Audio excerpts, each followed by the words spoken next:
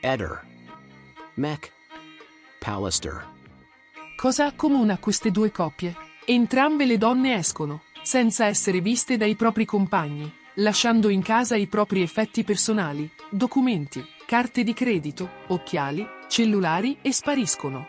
Entrambe le donne possedevano un cospicuo deposito bancario. Liliana aveva da poco ricevuto la liquidazione per la pensione e Alessandra aveva, 1 anno e mezzo fa, fatto la delega ad Ermete al suo conto corrente bancario, il quale l'ha anche aiutata a sistemare alcuni investimenti.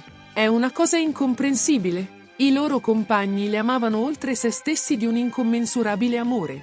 Noi abbiamo sempre avuto una vita molto intensa.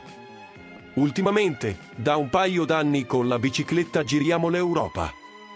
Andiamo sempre in giro, abbiamo bei momenti, abbiamo belle situazioni. Uscite e cene con gli amici. Si va a fare la sauna e a bearci del caldo della piscina. Mangiare in ristorante e queste cose qua. Si usciva. Si andava a vedere il cinema. Si facevano le cose che fanno un po' tutte le coppie. Poi noi eravamo anche un po' spartani.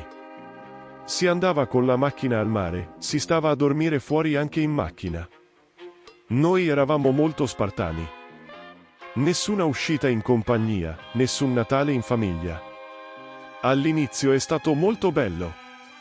Mentre di Liliana Resinovic è stato rinvenuto il corpo senza vita, avvolto in un alone di mistero che deve ancora essere dipanato. Cosa ne è stato di Alessandra?